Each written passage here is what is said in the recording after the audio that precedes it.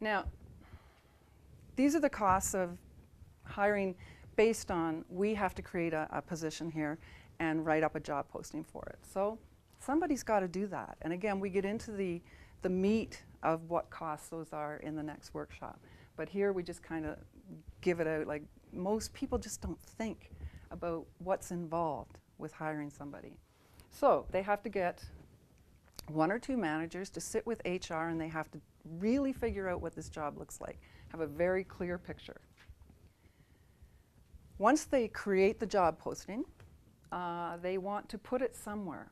So nowadays everybody thinks, well, yeah, they'll put it up on their own website. Doesn't cost them a penny. When you're in business, everything costs. So they have an accountant who keeps track of how many minutes a person is taking to post something on the internet. There's probably a whole department just for that web page. So there's a cost. Then they gather the documents and they have to review them. Just like I explained with Georgian College, somebody has to go through those resumes. And then they have to interview the person. So, you know, that's pretty important. That is the last step and final step, and if you don't make the cut, there's a reason for it. So don't ever be afraid to follow up on your interview and say, how could I have done it better since I didn't get the job? Any questions so far? You guys are really quiet. Okay, this is from a Government of Canada website, and the site is at the bottom of here, and it's also at the bottom of the PowerPoint. So what I want to point out here, because a lot of people say, yeah, but a lot of companies already have the job posting in place, so they don't have to redo that, so it's really not costing this much to hire somebody. But any oversimplification can create extreme inaccuracy. It is huge. And when you're in business, have you had to experience this? Because it's just the 3 of you, you're not hiring. So if you were thinking of hiring, I think you'd get a really good idea of just how much it costs to do so. So I'll let these come up, and then I'll speak to it a little bit, because these are huge, I'm sure you're thinking. Right? Executive, it costs $43,000 every time you're looking at hiring an executive before you ever make them an offer. $43,000. That could be because you're using search firms, and they're very expensive. Could be all the other things involved with getting the posting up there and the hiring process, but 9 times out of 10, if you're looking at an executive, it's much more in-depth, much more time-consuming. And managers are very close to that, $17,000. Technical, $13,300, and if you're just hiring for a secretary, it's still going to cost you $3,300 before you ever make an offer, and that's per applicant. Okay? So when Synovus came to a breakfast networking event that we had here on campus, the gentleman was from HR. I believe he called himself a recruiter. And he said Synovus has figured out that to hire an engineer, it costs $20,000 before they ever hire them. So you don't want to lose those people. You want to retain them. Retention is huge. But when you do lose them, attrition costs an incredible amount of money. So they make you an offer, you say yes, you have to be trained. So you go and they match you up with somebody that's going to go over the position with you, and you kind of job shadow them for a little while. So they're paying 2 salaries now, right?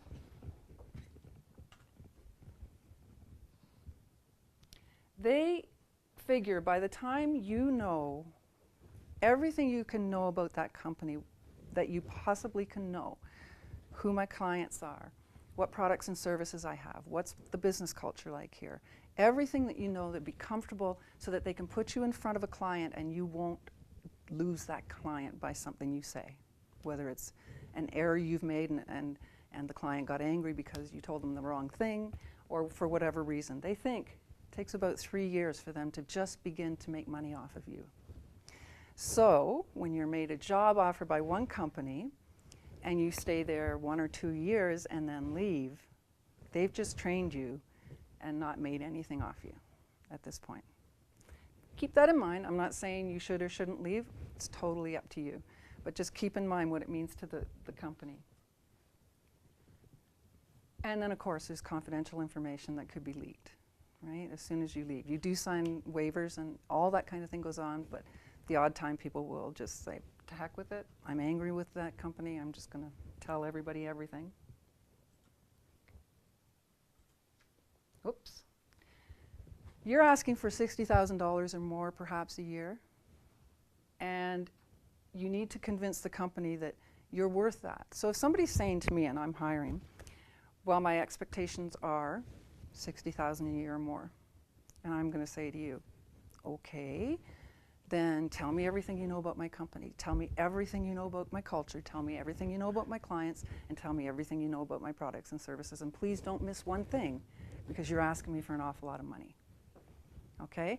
What I'm trying to get through here is that graduate students, more so than undergraduate students, tend to think that because they have more years schooling, they've paid more money for that schooling, I'm definitely worth more walking out first into the marketplace. Think that if you like, and good luck. However, I have to tell you that employers are saying, we don't hire grad students because they want too much money. And when we do hire grad students, they enter at everybody else's level, entry level. But they accelerate much more quickly. So keep in mind, you're going to do your due diligence, because when you're in that interview and they are going to ask you, how much money are you expecting to make? Do your research. There's a number of websites for, is anybody an engineer? APEGA, right? Many of them follow APEGA, and APEGA is very close to different engineering societies as well, who also publish their wages. Do that research, talk to people in the industry, how much would somebody starting in this company expect to make in the position you're in. So you're not asking them for how much they make, you're not asking them that. You're asking how much would it be reasonable to expect to make when I start with your company. And they'll tell you. And if you're that way, then any employer would be happy to at least entertain you. And we do a negotiating workshop as well. So I just want you to know that if you've told them in the interview what your expectations are, they're not going to make you an offer lower than that. And if they are, they're going to start it with, we know your expectations were this. However, here's where we'd like to start you. Okay, and you negotiate from that point. But the thing is, that's why they ask that question, to rule you out if you're not going to be realistic about what you could earn starting out with that company. It's all about the company. It's all about the pain they're in. And nobody has $60,000 sitting on a shelf that they just want to, oh, here, give it to this person. What the heck? You know, they're not willing to part with it without something in return. So I have a question. Mm-hmm. What if you say a number lower than average? Lower than? Like the average wage. Well, you got to be careful with that. I'm just going to do that and go back.